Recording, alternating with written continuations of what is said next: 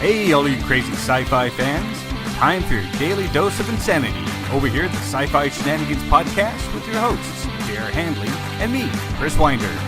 Just two nerdy veterans geeking out over our science fiction passions. A place where the sky's the limit, space is the place, and nerds run the world. Without further ado. All right. Thank you for the that excellent intro. It was the best intro I've ever heard. Everybody says so. Again. You did a wonderful job. And you're oh so humble about it. Again. Everyone says so. Naturally. Of course. All right. So today is the last episode of the Look Back into 2017 Technology. Finally. One was just not enough. And so every time we thought we were done, we had a few left. So we said, well, let's look for enough for another episode. And we did a second episode. And we said, well, we've just got to fill up one more episode because we've got these ideas left. And when we were prepping this show, Chris said, no, I'm putting my foot down. This is the last one. So any future tech episodes will just be science as it comes out. We're not limiting ourselves to 2017. So we promise this is the last year in return, or, you know, the look back episode, if you would. So there was just way too much cool stuff to fit in one episode, though. All that glorious nerdly data. So we're going to talk about some specific scientific advancements, discoveries of other types, or anything basically we think would be an interest to the science fiction reader. A lot of that will be tech-based because obviously that applies to science fiction. And we'll jump right into it. So the first episode was from the Scientific Americas list. As usual, all of the links will be in the show notes. So some of the stuff that they mentioned that hasn't been mentioned in other episodes was that in 2017, a lot of scientific thought went into improving, say that 3 times fast, the precision farming. So basically they're being very targeted to increase crop yields.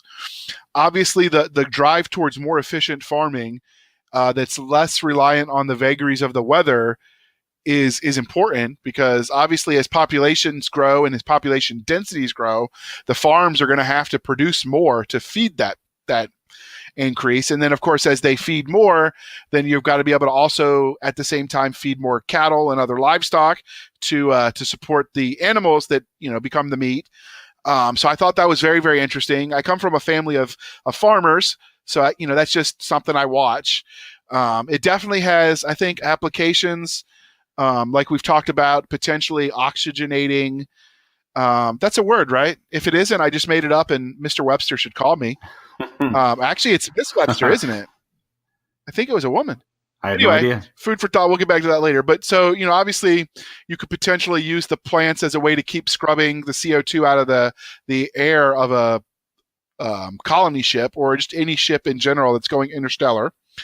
But it also has applications potentially for life on on alien planets, because if they're not hospitable to life, then we'd be potentially talking about living under domes. And if we go live under domes, then much like long-term space flight, you're going to need to keep the oxygen, feed people. So it needs to be very scientific, because if you harvest too much too quickly, then you cut down on your ability to scrub the CO2 out of the air.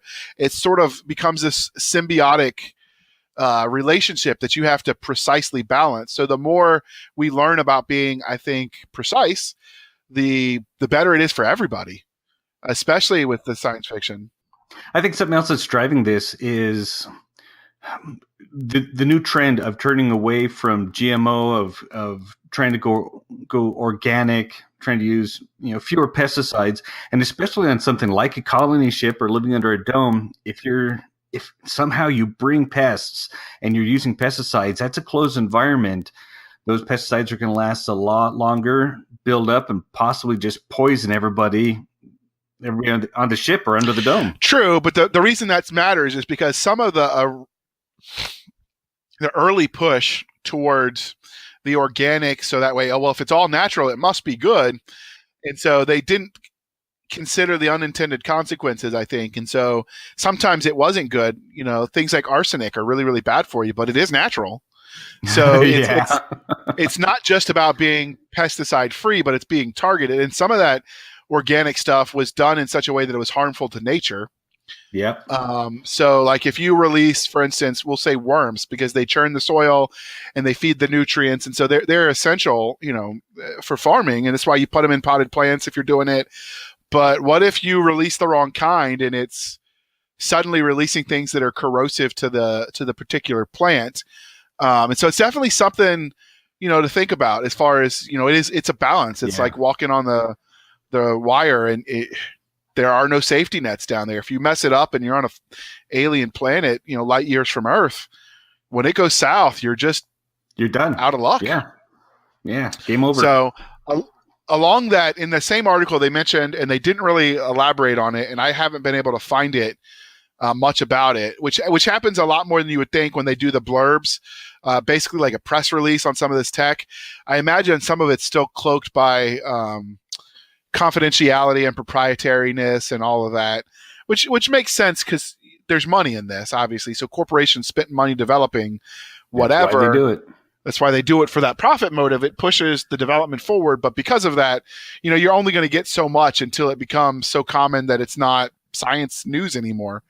But they've basically got an artificial leaf that turns CO2 into a liquid fuel of some sort, which has all kinds of implications. I mean, could you imagine putting one of those as a scrubber at a factory on a stack, at a whatever?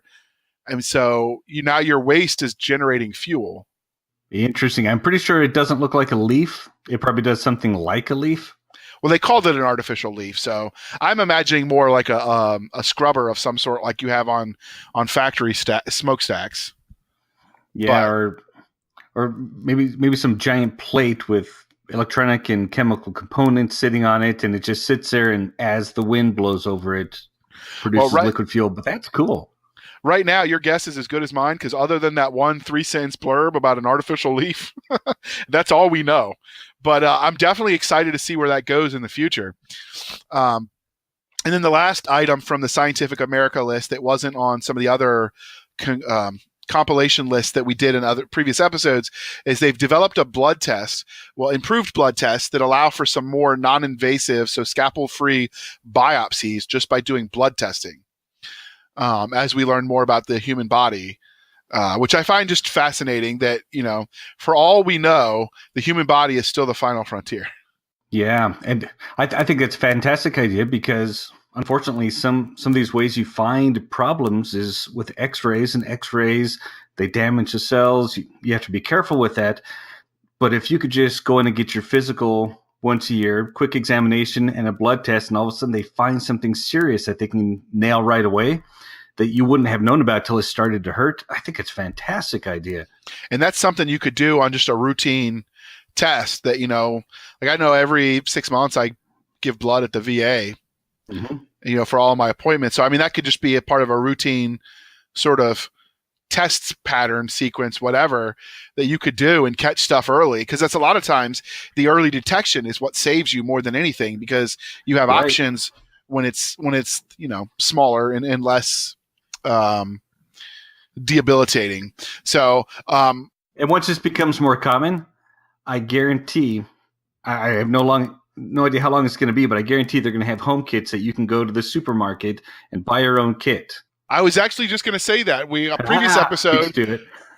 In previous episode, we talked about the tricorder prize and that people are trying to make their sort of own home tests, and this is part of what I speculate will be part of that, change in medicine, because you could do more yourself. Although changing in medicine isn't always good, because I mean, look at what WebMD did for hypochondriacs. They made a lot of money. Yeah, with the commercials. But so the next item on the docket is improvements to the EM drive, electromagnetic drive. It's from emdrive.com, as usual, show notes. In September 2017, the UK granted patents for the high-Q microwave thrusters for the EM drive. Now, right now, it's hard to tell how much of this is theoretical and how much of this is practical at this point, but the fact that they're releasing patents tells me that they're a lot closer than we thought. Right, a lot closer than they're letting on to the general public, because if they're securing a patent, they're going through the effort, there's money to be made. Right. And so this is one of those things we would love to have potentially scientist guests on to elaborate more, because I don't even know what a high Q microwave thruster is. Sounds super cool. Right now, to me, it sounds as much like techno babble as the dilithium crystal matrix. Yeah.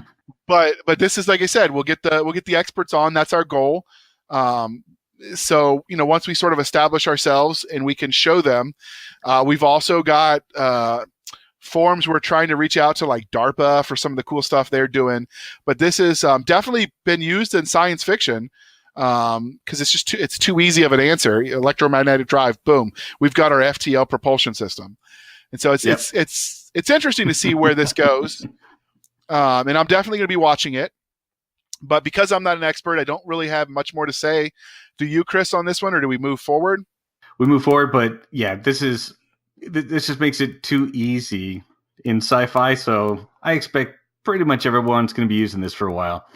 Well, I actually did this EM drive combined with, well, actually we did the EM drive combined with the I'm not sure how you say that guy's name, the Alcubarian. You guys can laugh in the audience. It's okay. We don't get our feelings hurt. But the drive is another one. He was a scientist who was also a science fiction fan who said, how can we make this real?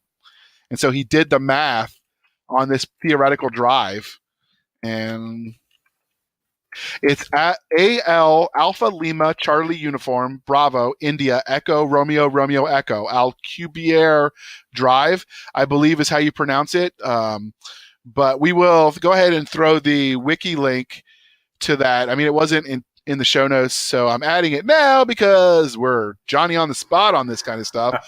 But that's another theoretical drive that I've heard people using, and obviously wiki isn't the best.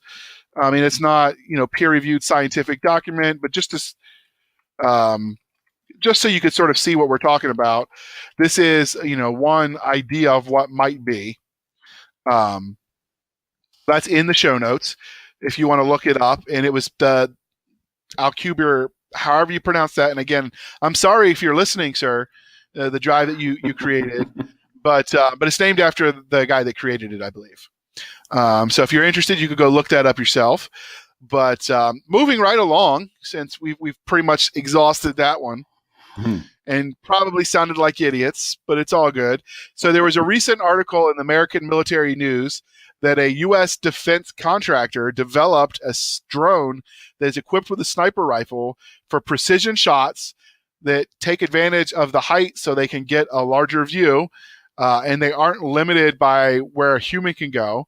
And, obviously all these implications is that obviously you could also take out these threatening targets without putting a human life at risk.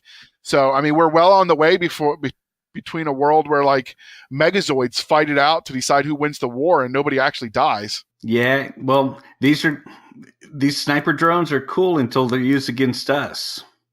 That is a conceit. Then it's a war crime, right? It's a conceit that a lot of times people of all persuasions on all issues forget. It sounds really, really good until the other guy does it. Right. Oh, this is horrifying. It is, but I mean, it was sort of inevitable that we would weaponize drones. Yeah. Yeah. Some kid I remember did it probably 6 or 7 years ago. He got a handgun attached to his drone and then just set up some little device that would pull the trigger. Did it for fun and got busted by the FAA, even though it only reached a maximum height in the video of about 30 feet, because there was a gun on a quote unquote aircraft. He got busted by the ATF. He got busted by the police. Well, see, the interesting thing with that, at least speaking specifically of U.S. law, and obviously the standard caveat everyone throws out is we're not lawyers and we don't even play one on TV.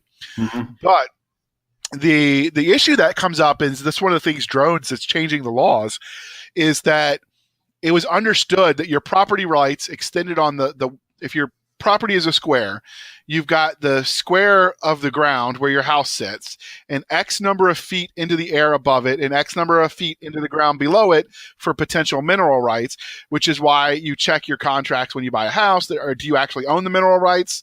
or does somebody own the right to, parallel drill under your property, that sort of thing. So that's where it comes into play, is where does the drone meet FAA requirements, or are you trespassing because you're over Bob's land? You're seeing mostly this news on this technology develop with regard to paparazzi filming the stars, but it's going to be some interesting developments in the future. Now, this article was originally posted in Popular Mechanics, although, like I said, I found it through the American Military News Agency conglomerate. They sort of compile all the cool stories and write some of their own. It's been successfully used in Israel to eliminate enemy snipers without risking the lives of local troops. And again, like you mentioned, until the other guy starts using it on us. Yeah. And then whoever us may be, insert yourself, then it becomes a problem. I know there's been some recent articles about the enemy using drones to take out airplanes by flying them into the engines of Russian fighters. So, I mean, drones are definitely starting to become a staple of modern warfare. So this does not surprise me. And given how good kids are with like electronics these days and video games, I mean, I imagine the controls to fly that aren't that different than what they're doing on their favorite Call of Duty or insert your modern first-person shooter. Yeah, and I've seen some videos of a couple friends of mine on Facebook who have drones, flying them around, and these things are beautifully stable. It's not like the cheap helicopter drones we got 5-6 years ago. These things are scary stable. So adding a weapon to them, that was inevitable. Well, the other thing is there's actually a drone racing like export type league where we're talking some big, I saw one that was like $500,000 cash prize to the winner, where they're like flying. It's a race through an obstacle course. So the benefit of these is that they're more precise than precision guided missiles, and they've got less collateral damage. But they can go places that definitely change the reach of the enemy when it comes to warfare. And so, speaking of how this affects warfare, there's a friend of the show, William Frisby, has written a book on. He's writing a series of books on future of warfare, and one of them, this first one, is about the infantry, which I've had the pleasure of beta reading. And he is in the process of getting that one published. So we'll have to have him on and talk about it, and we will flag this article as potentially something to come up in that episode. Awesome. Because, I mean, it has implications. But unless you've got anything to add to this article, we can move to the next one. All right, let's move on. All right, so the next article with shades of Luke Skywalker is The Woman Receives a Bionic Hand. This is from the BBC News. It's a health article. It shows show notes as usual. So this prosthetic had the sense of touch. It's coming out of scientists in Rome. A couple years ago, this was so big and bulky, this tech, that it couldn't leave the lab, and now it fits into a backpack. In 2014, when they unveiled it, like I said, the tech was so large it couldn't leave. Now it fits in what they call a rucksack. It is basically the wearer happens to be, in this case, a female, like sensors nodes all over her body, and it relates through the electrical signals. So she feels through the hand, and she can control it through electrical impulses. I mean, it truly is next generation prosthetics. Oh, that's fantastic. And it's portable, but we don't know about battery life, because a lot of the tech stuff we've got is limited by our inferior battery capability.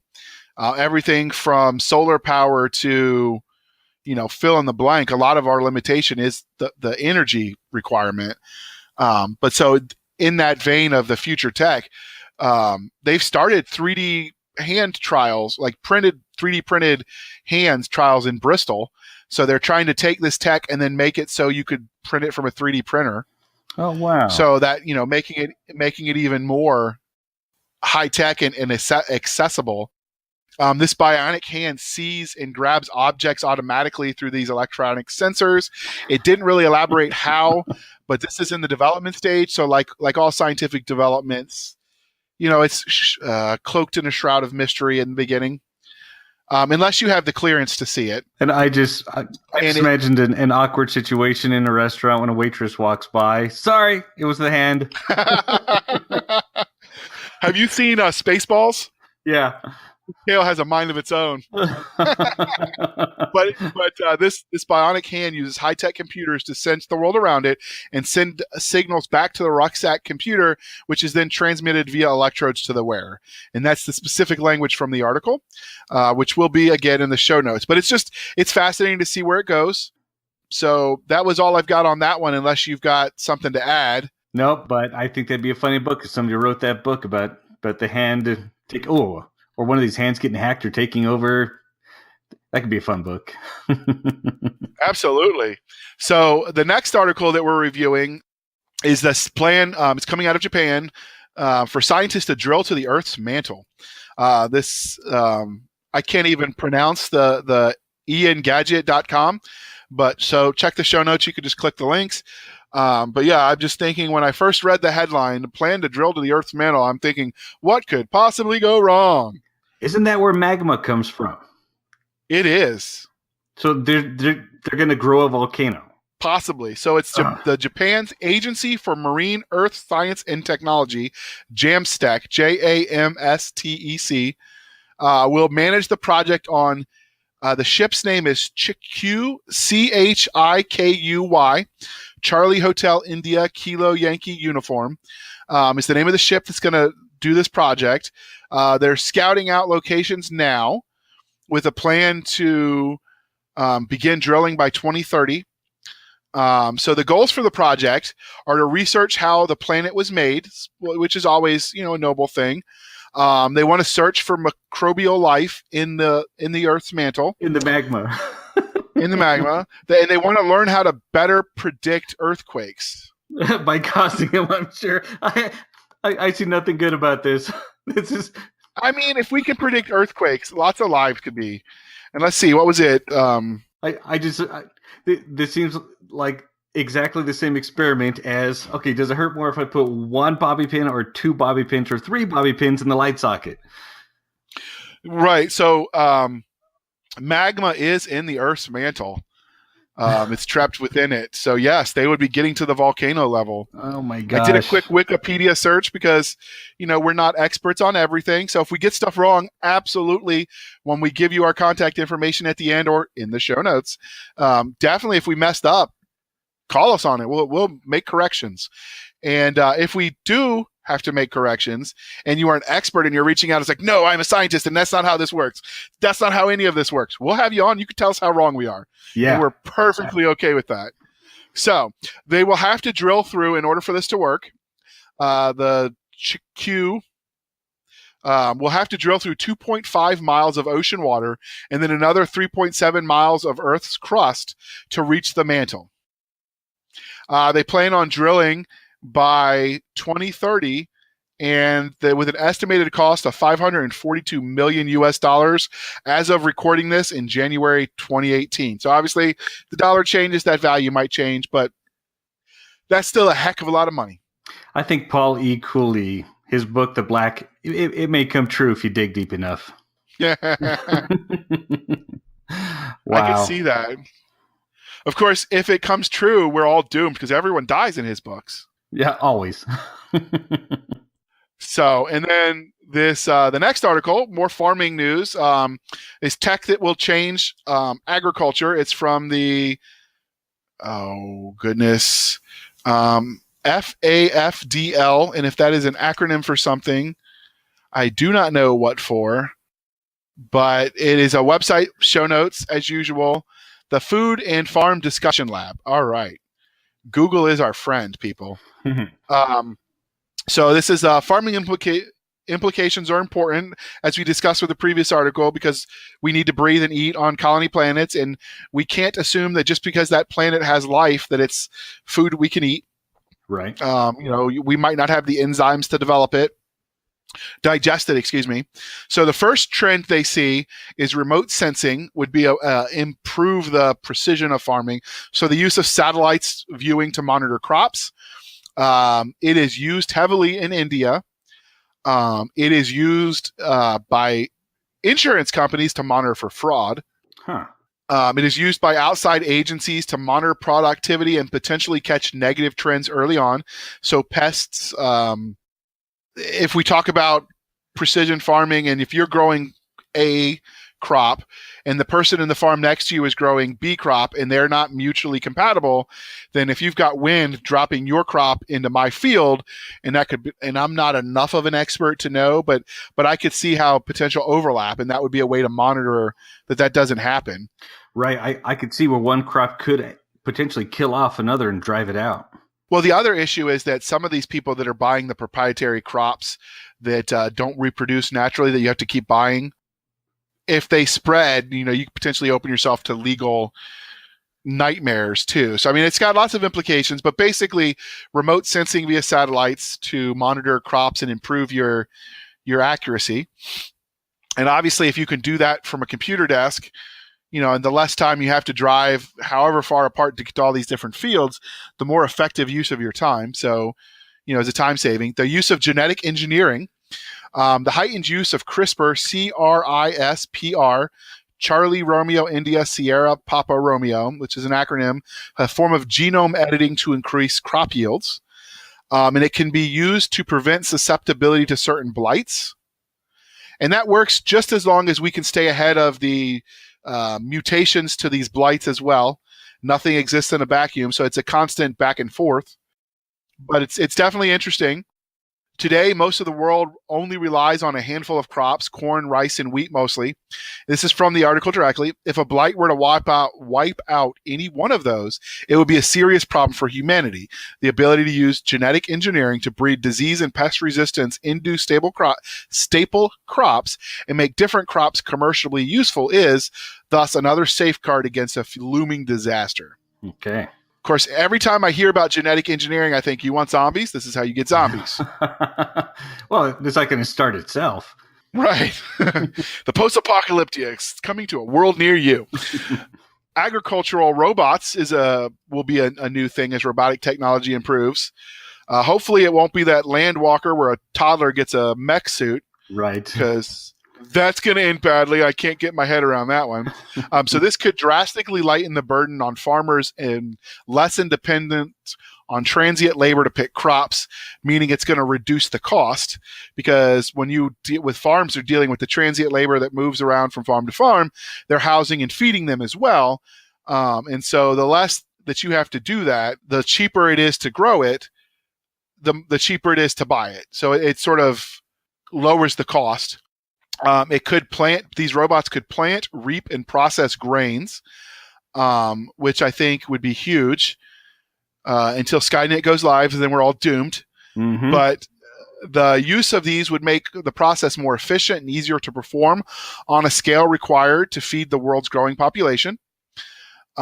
This is especially true if we refer back to the vertical farming that we talked about, or the what do they call? I guess warehouse farming. That wasn't the term we used. I'm drawing a blank, but basically where they would grow it in a inside contained environment, like these robots, like the aquaponics and stuff. If these robots are doing all this stuff, then you don't even have to contaminate it with the human presence, and you could keep it even more sterile to that next level.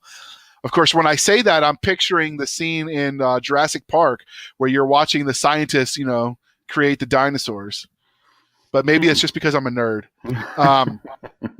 So it could be used to monitor plant growth and other vital statistics for the health of the crop. And then there's the proposed currently, although I don't know if the tech is there for these micro robots, but proposed use of a micro robotic swarm like locusts to better monitor crop rotation. So just imagine a bunch of drones the size of a dragonfly flying around the fields, monitoring, taking readings and reporting back in real time the data from your farms. Of course, in the age of hackers, this could go horribly wrong. It could, but I could see even small businesses cropping up where you used to have people flying planes, crop dusters. Now you have this guy, he pulls up in a truck, he meets with the farmer, he gets a signature, takes a credit card, pops the back of his truck open, and 6,000 of these bugs fly out. They hang out and talk for an hour. They come back. The guy prints off the report, and off he goes to the next one.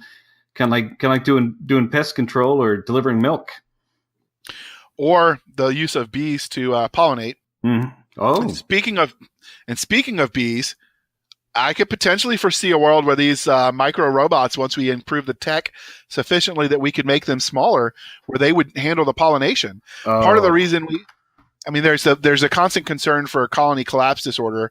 I am by no means a bee expert, but I wonder how much of that constantly moving around various environments is exposing them to things that naturally they might not have, which is part of the problem. I don't know. I'm speculating here. oh, And so potentially having these robotic, essentially bees pollinating, that could be a lifesaver, if nothing else, a hedge against whatever's causing this colony collapse.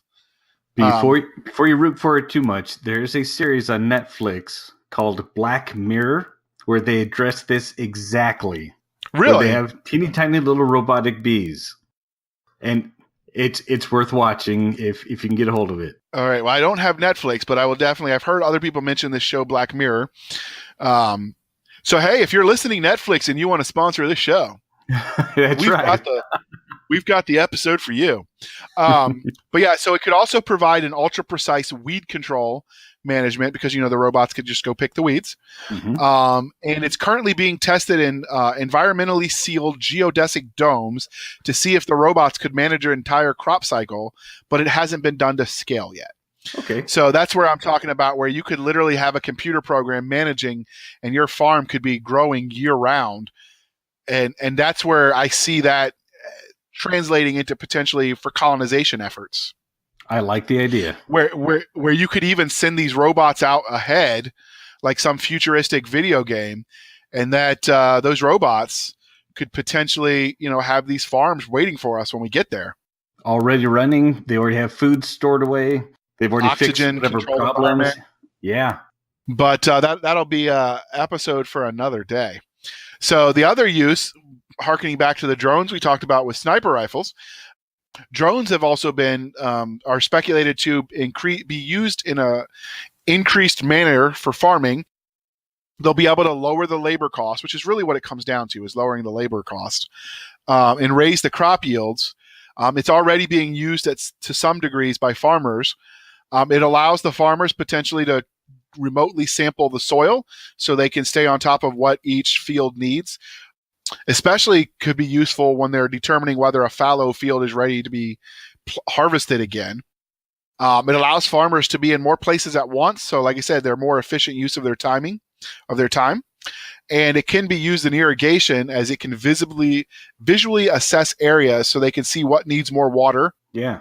And I could see that being used at some level to fight fires, because if you can drench the area enough and make it harder for a fire to spread to that area, you could potentially save crops and create a fire break without, the gutting the earth policy where you can sometimes see where they just bulldoze things to stop it from spreading. No, I don't know. It depends on how. It's so circumstantial. I don't know that you could necessarily plan for it, but it definitely has potential. And lastly, in this article about farming, is the vertical cultivation, which allows for an increase in usable land for food production. So I've seen articles where they're talking about this in China and Japan, mostly China because of the pollution issues, where they have all these skyrise buildings where they could potentially put farming on the sides. And, you green up the city, you could potentially clean up some of the smog, etc.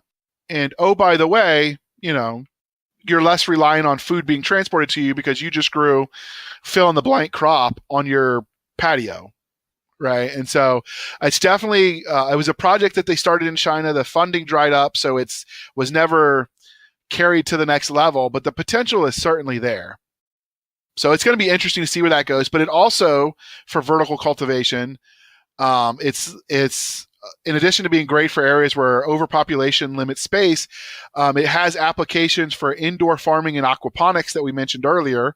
And they're doing a lot of research right now into various aquaponics and indoor farming techniques.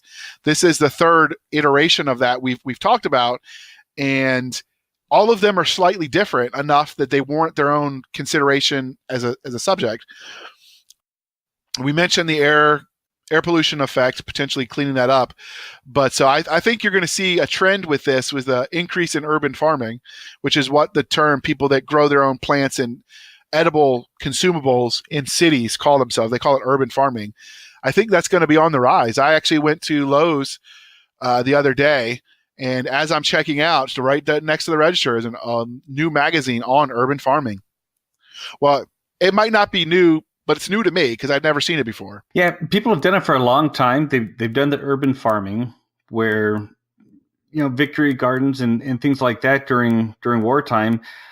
But I think since we become more technological, they've just kind of forgotten about it. They've walked away from it, wandered away from it. And now I see people going back to that. I'm definitely doing it. We finally have our yard set up, so I'm going to build some C-shaped planters that'll be too tall for my dog to mess up. And we're going to do some of our own urban farming, as they're calling it now, next spring. So one of the books I found on the topic when I was doing a little bit of research, it's called Square Foot Gardening. Basically, the premise of the guy that created it, and we'll look up for the show notes, the book. We'll give you the Amazon link. But the farmer that created it grew up in a family that did a lot of like growing rose plants, etc. And he basically, the whole premise of it's Mel Bartholomew. There we go. My mind blanked for a second, but his whole premise was he didn't want to do any more work. So he was trying to make it as lazy, less work as possible. So he ended up with the planters like you're talking about. And oh, by the way, in the process of creating that, he made it organic, but the organic part is purely an afterthought. Like it was literally about doing it as efficiently as possible and not having to till the soil. I'm all about it. Anyway, it's definitely interesting, but that urban farming and that method is being used to help micro farming in impoverished nations and help put communities back on their feet. And then there's more to this article that I want to talk about, but let's take a minute for a word from our sponsor, and then we'll jump right back into this article.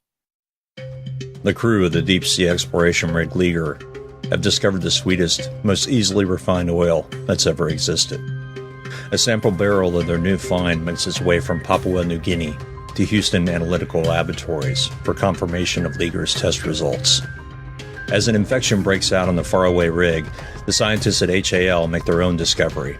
What Leaguer has found isn't oil, but a dangerous organism that could threaten all life on Earth. Trapped in their labs, the scientists must find a way to fight a creature that defies chemistry, physics, and biology.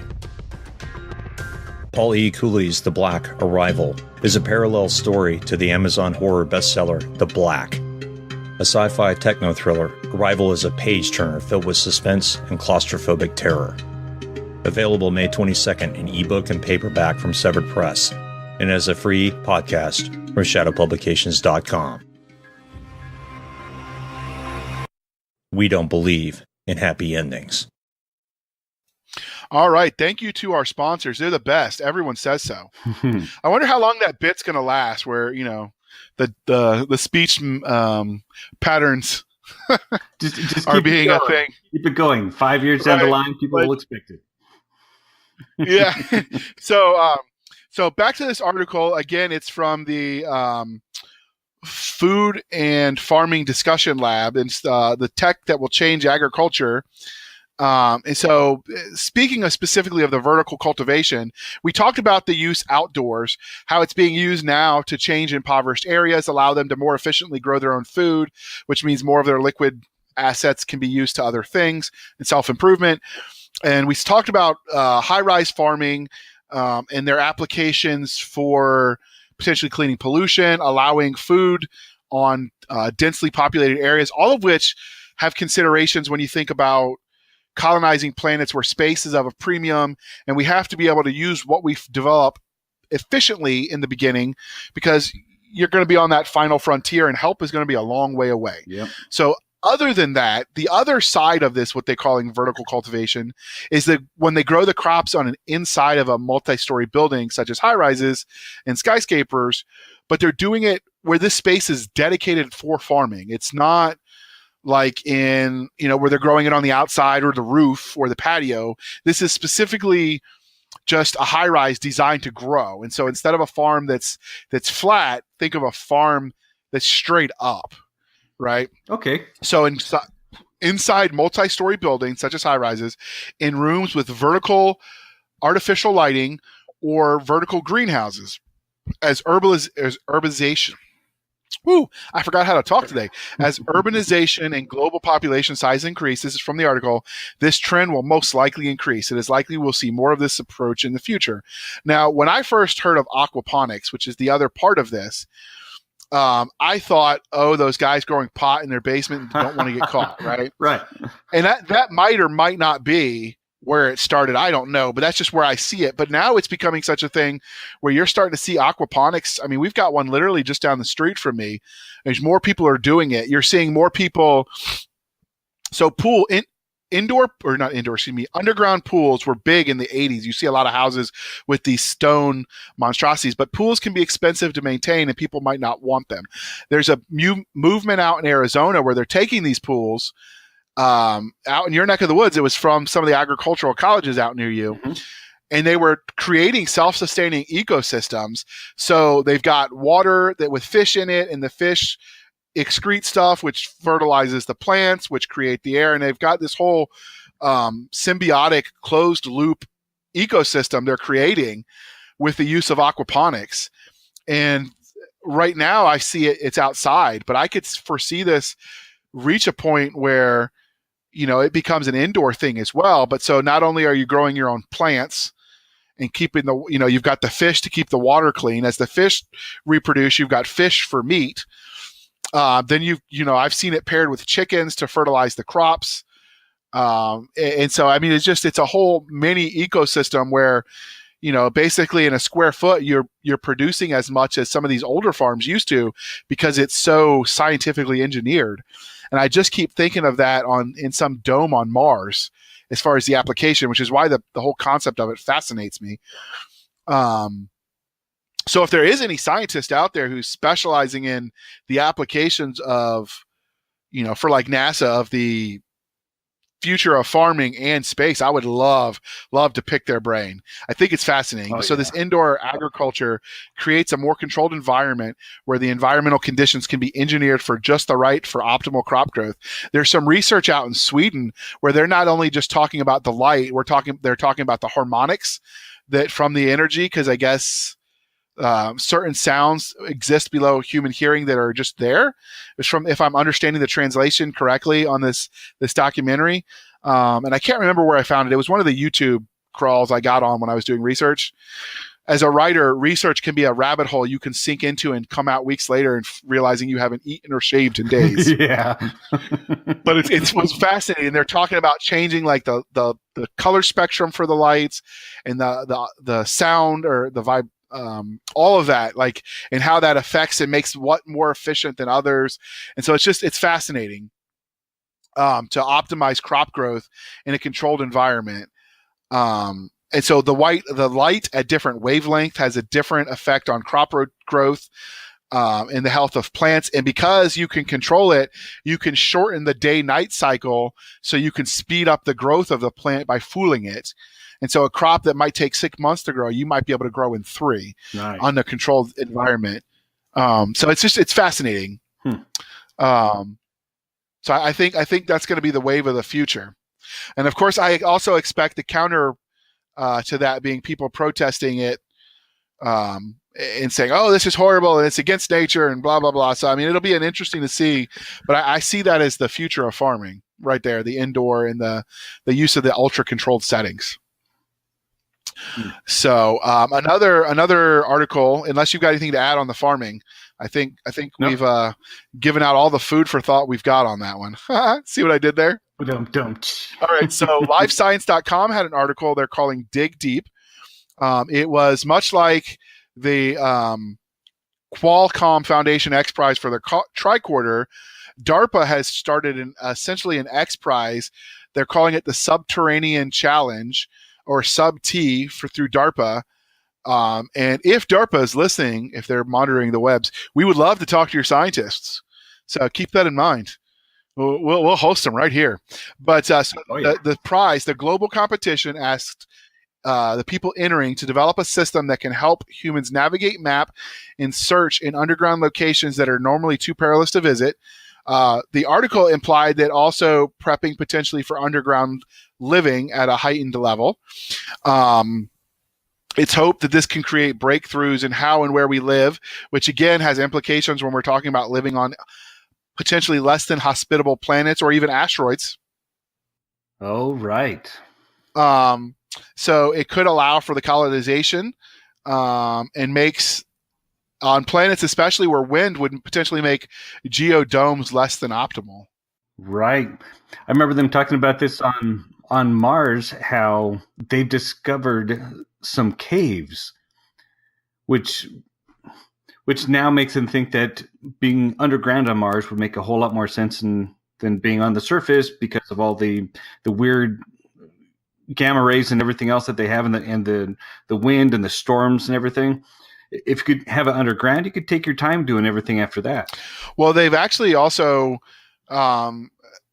because what we're learning about Mars is so new, but they've also found, I believe, water recently under layers of Mars. I seem to remember there were some articles floating around on that. I haven't done more research than to seeing the headline. And the headline was enough to send my brain to a million different stories we could tell. But it's definitely Yep. it's definitely something we'll research more for future tech episodes. Maybe even we can trick the NASA guys to come in and talking about the Mars and all the cool discoveries and speculating wildly about what this could mean. I'm all about it. So the next article, and if it seems like I'm doing all the talking, it's because I did a bunch of little articles that, there isn't a whole lot to say about. And then Chris has some that he found that he was fascinated by. They're a lot more in depth. And looking at the clock, I can already see this episode's going to run long, but just run with it because this is good stuff. And we have to get this 2017 in review episode series done because it's 2018, dang it. And we want to talk about the newest, latest, shiniest thing. So, in BBC News and Technology article in the show notes, they have an immersion VR virtual reality suit, and all that I've seen on it is basically it looks like a wetsuit, but it's got electrodes throughout it, and there's a computer program paired to it with the silhouette of the human body, and as you strum the touchpad on this tablet with the outline, the wearer of the suit feels through electrical stimulation what you're doing. And so the implication is now when you're in virtual reality and someone punches you in the gut in this boxing game, you might actually feel it in your gut. So this could potentially revolutionize gaming. Yeah, it's going to be so much fun. In my head, now we're going to keep this PG-13 because our kids want to be able to listen to this. But have you seen Demolition Man, where the Sandra Bullock character and Sylvester Stallone decide that they like each other, like each other? Yes. This suit potentially makes this possible. It makes it possible. Zombie horror games are going to be a lot more exciting. Yes. Ready Player One, anybody? Control Alt Revolt. Yeah. These are all now possible. And so the other implication of this is I'm reading the last book in Scott Bartlett's Mech Wars series. It's a continuation. It's in the universe of the Ajax trilogies, and I'm probably butchering the name. And I've got the book review for the first 3 on my blog, and I'm listening to the 4th one now. But in his world, they get around the mech suit, the ability to control it, by basically they enter virtual reality.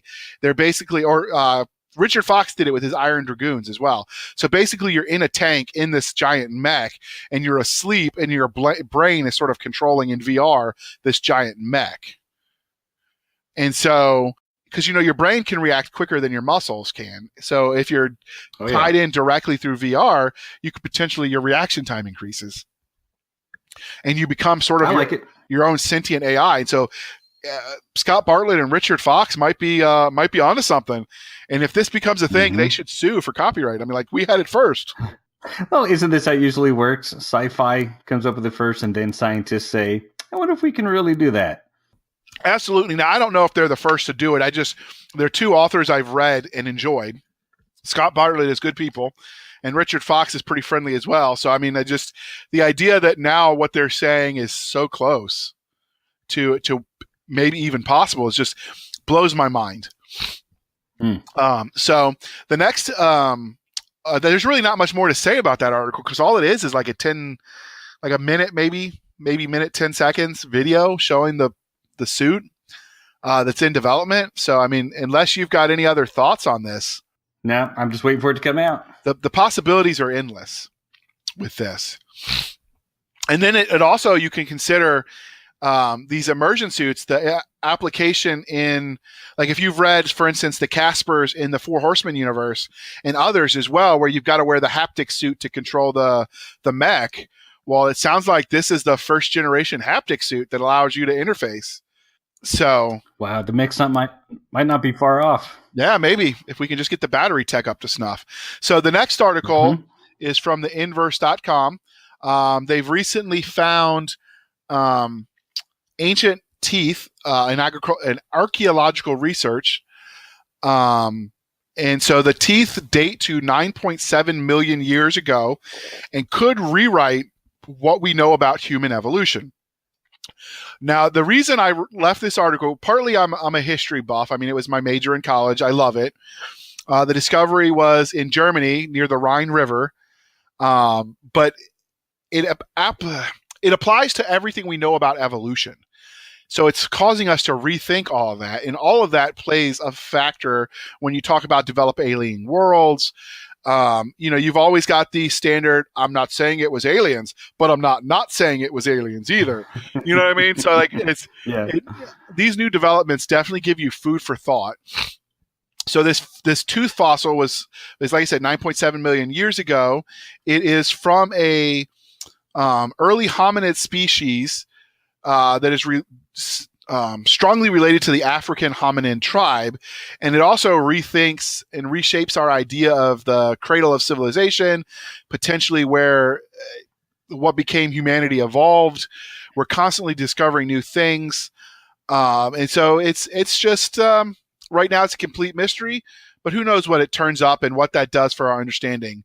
And maybe aliens really did seed our planet with life, and who knows? But it's fascinating to what this is going to do for our understanding of what it is to be human, how that became, and then extrapolate that to what might be in the future. Okay. So I found that fascinating. If you're interested in this, Curiosity Stream has some articles or some videos, if I would, documentaries on early human evolution. Curiosity Stream works sort of like Netflix, but my wife calls it Nerdflix. And it's just a streaming service like that for documentaries, and they've got a bunch on this kind of stuff. They've got a bunch of cool science ones too, so you should definitely check it out. And we'll let them sponsor us too if they want to.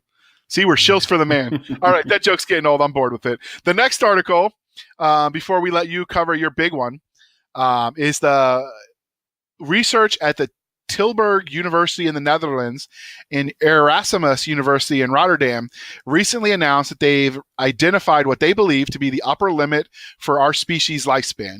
This is from an inverse.com article on the maximum lifespan. The study has not yet been peer reviewed because it came out literally seconds before the clock ticked midnight at New Year's. Now, I don't know if it was literally that close, but it was barely qualified for a 2017 article, but it was too cool not to include. So they speculate that the maximum age of life for males is 114.1 years and female is 115.7 years is the maximum capability of life before it just isn't possible. And to come up with these numbers, they used a branch of statistics called extreme value theory, which is used to make all sorts of predictions on the extreme ranges of what we know. The implications of these predictions sort of write themselves for science fiction authors when you talk about the age spans. And longer life, if you even just apply it to modern life, as the technology for that improves, longer lifespans drastically screw with our social safety net and basically our society writ large that is written around the idea that you would live X number of years. And so as that changes and essentially doubles, that has implications for retirement, for everything. So I guess 60 is the new 30. I don't know. But like I said, that isn't peer reviewed yet. It's so fascinating that the implications were interesting. Okay. All right. So you did the biggest space news from 2017 from space.com, and you broke that article down and made it idiot proof for me. So go. All right, so the really big space news, we're talking billions and trillions and probably nonillions of tons of news. On August 17th, 2017, scientists detected the collision of two neutron stars. The animation from this website shows them orbiting closer and closer until they finally collide and merge. Now, why that's big is because what a neutron star is. So a neutron star starts out much like our own star, but is somewhere between 10 and 29 times as massive. It's huge. When that type of star dies, that size of star, it's supernovas, and what's left over is not a black hole. It's the thing before the black hole called a neutron star. So the electrons and the protons get so close together because of the huge mass and because there's nothing left pushing it apart. So there's no more nuclear force expanding it. They get so close together, they start to fuse into neutrons. And then eventually the neutrons get so close together that you cannot tell them apart from one another. It's extremely dense, extremely heavy, and it begins to cool down. Well, just try to imagine, let's say, two 500-pound balls of lead smashing into each other at 1,000 miles an hour. And then multiply that a few billion times, or to the billionth power. They discover this two different ways. One way is through radio telescopes, because when something that massive hits, it lets off a lot of energy. But this is the first time they also discovered it with graviton waves. So actually gravity waves, something that Einstein theorized about, but they haven't been able to prove until now. So they use a device or an observatory called LIGO, which stands for Laser Interferometer Gravitational Wave Observatory. So this device they have, it's called an interferometer because something has to interfere with it. So instead of being like a telescope or a radio telescope where you actually look at something, it looks at itself. Oh. So let me try to explain what this thing looks like. So it's a building sitting all by itself. Along one side of the building is a vacuum tube 4 kilometers long that ends in another building. At a right angle, coming from the first building, is another tube that goes off the other direction, the same exact distance. With me so far? Yes. Okay. So what they do is the main building in the middle shoots a laser into a prism. The prism splits it and sends it down both vacuum tubes. Then the laser comes back and gets recombined. When they do this, the wavelengths of the laser cancel each other out, and they can't actually see it at the other end. With me so far? I am. Okay. So when a gravitational wave from something that huge travels through our planet, because it travels in all directions like a three-dimensional pond, it actually flexes our entire planet. It flexes everything and then stretches it and flexes it as the waves go through. Imagine like a little boat on a pond when you drop a rock into the pond. Well, when this flexation happens, it changes the frequency of the laser slightly. So it goes from not being able to see anything to little flashes of the laser, and that's how they detect it. So the longer you have this distance, instead of maybe 4 kilometers, maybe you have it 100 kilometers, you can detect smaller and smaller gravitational waves. Okay. All right. So right now there are countries, since this has happened, since this has actually occurred, and since they've actually been able to detect these gravitational waves, who are in negotiations because a lot of these countries are in Europe and they're too small, or they don't have enough land on their side of the border to make sensors that could be hundreds of miles long. So that they can detect anything that has a gravitational wave even passing by the planet. So I see this in sci-fi as ways of detecting cloaked ships. Okay. Because then you're not limited by space. So you could have this laser, and space is already a vacuum. So you could have these lasers all set up near each other, some kind of defense grid, so that when something big enough even gets close to them, or changes directions or suddenly starts moving or stops, that little bit of gravitational wave, because I mean, even a single atom contains a force of gravity. It's extremely weak. But if you had a big enough sensor, you could detect little things like that as well. Okay. I can see that. I was when you're describing the prisms going through things in my head, I'm picturing the transporter beam from Star Trek, where they beam me up, Scotty, which I know he never actually said, but I mean, where Willy Wonka and the Chocolate Factory, the original, where they break them down and then they rebuild them somewhere else. Yeah. So. Yeah, it's not like that. It's a laser that goes out and that bounces back, and then they wait for something to happen. It's fascinating that they were able to think of this. I actually met an inventor who designed a prism that will tell airplanes when they're actually rotating left or right, but not how far. It's just when they're moving. And all it does, it's a very precise little prism. It shoots a laser on one side and catches it on the other. And so if it's shooting at a frequency, let's say 1,000 times per second, but it's receiving it 1,001 times per second, the plane is turning left, because now you have the rotation actually speeding up the laser. Okay. So this kind of thing, just on a huge scale. Outstanding. So that'll be interesting. Was there any other, you think, potential implications for this? No, I think now that they've discovered that this type of thing actually works, I think this will free governments and free corporations to try other things as well that maybe they didn't think was possible. And so I'm sure there's a lot of inventions out there where the scientist says, yes, I know this thing works, but nobody will take them seriously because nothing like it has ever worked before. So okay. I think this is the first step towards something much bigger. Okay. Well, we'll be interested to see where that goes. And okay, so what's the next part of this article? Oh, the next article is of the, and I'll probably mess it up, Enceladus Ocean. So Saturn is best known for its rings, but it also has 53 moons, not counting any moon-like objects out in its rings, because some of the objects are really big. One of its moons, called Enceladus, has a liquid ocean. It's crusted over with ice because it's far enough away from the sun, but underneath it is liquid. The Cassini spacecraft, when it was going around Saturn, actually was able to get close enough to the moon to literally get splashed by one of these water jets that broke through the surface, and I guess break through the surface all the time.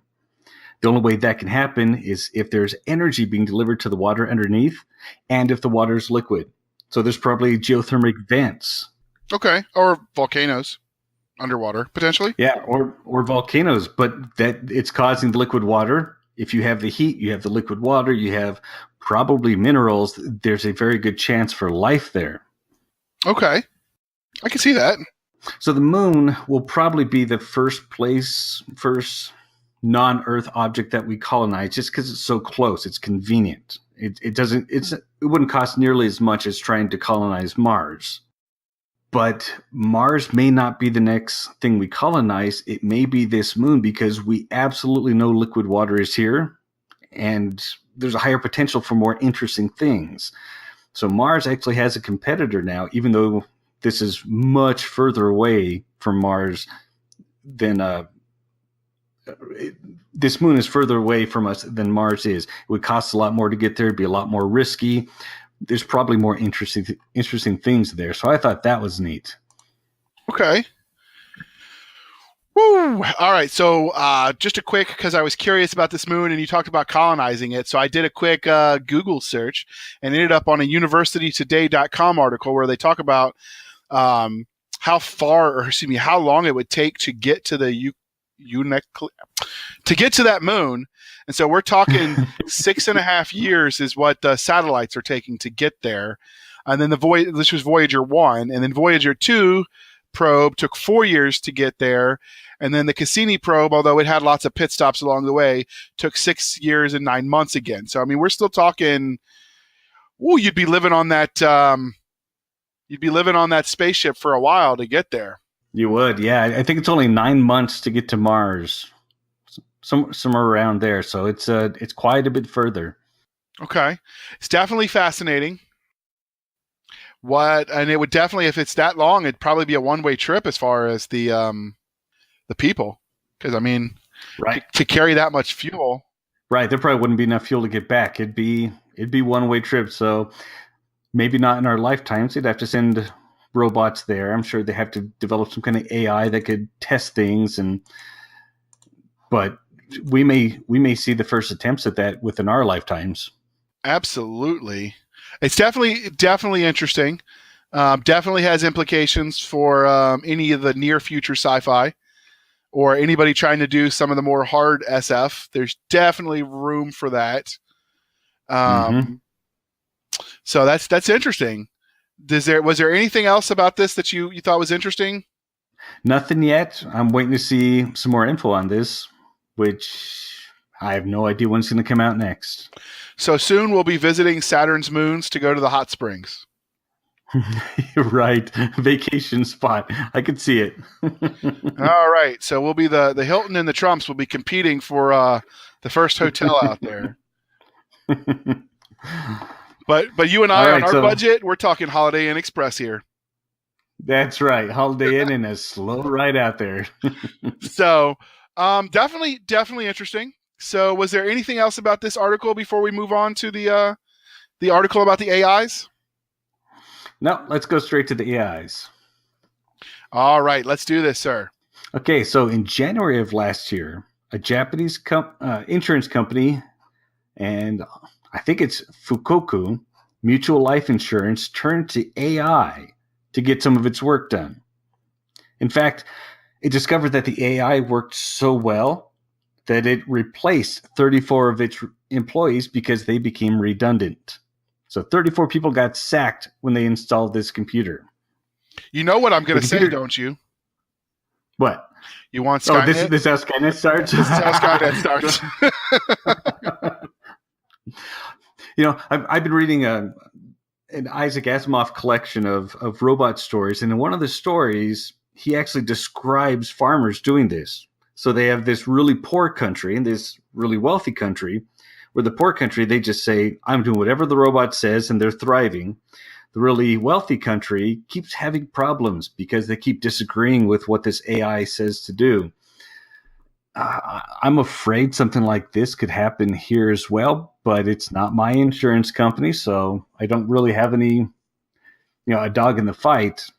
So I think this is the potential. The running bit. This sort of fits with that running bit that Terry Mixon's always talking about over on the podcast where we met, the Dead Robot Society, where you want a robot overlords. This is how you get robot overlords. Of course, as soon as they get us used to obeying robots, that's all we need. Of course, I think he would secretly welcome his overlords. He might. He's gotten soft in his old age. That's right. He's gotten soft in his old age. Yeah, so the AI they're using is available. Anybody who can afford it can buy it. It's IBM's Watson Explorer. Basically, most companies use it as customer service in a box. So think Siri or Cortana, only better, because it can talk like a human, it can respond like a human, it understands verbal language, and it even understands, as far as they say, it understands nuance. So if you say, I'd like to speak with a manager, it's going to answer that and route your call one way. But if you growl at it, I'd like to speak to your manager, it's going to respond a different way because it understands you said it different. Here's the nuance. Here's what I need to do instead. So this insurance company is using Watson to read in health records. It's actually feeding it gobs and gobs of health record data. And it's unstructured data. They even feed it X-rays. And Watson can look at the X-ray and understand that's associated with this person, and here's what this X-ray means. So it can do the same thing that the doctors can do. And then it takes all this data that it knows on all these people, and it looks for trends. It changes people's insurance rates. It's kind of frightening that it's going to start setting the standard for what people pay for insurance. Sounds a lot like we're getting to the precogs in Minority Report with these AIs. It kind of does, but instead of predicting crime, it predicts injury or predicts illness. There's been a couple near future sci-fi where that was the premise with the both with the genetic engineering for the superhuman, or just we're not going to hire this person because he's got X gene that's going to make him, develop fill in the blank injury down the road, and potentially where discrimination becomes not based on race or gender or ethnicity or religion or any of that, but by your genes, because we've got this data that says you're going to develop cancer in 20 years. So no, we're not going to hire you. Too big of a risk. Right. Where you get flagged early for something that you can't help. It's scary. That's why every time I see these commercials for what is it? The genealogy where they want you to spit in a cup so they can tell you about your ancestors. I'm just, I keep wondering what's going to happen. I mean, I realize I'm probably paranoid, but you're already on the list anyways. Oh yeah. 'Cause I was in the Army. That's right. They've got our DNA on file. Now, in theory, they're not allowed to use the military database DNA stuff. But, yeah, when has the government ever followed the rules?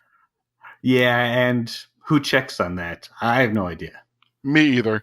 But, yeah, it's definitely interesting. So, what else do we know about this scary, scary IBM robot AI? Well, we've got the link to it. And if you can afford it, you can buy it. So I don't know which other companies are using it, but I'm sure IBM is using it, probably for their customer service when you go through their phone tree. But yeah, if you can afford it, you can buy it and you can turn to whatever ends you want.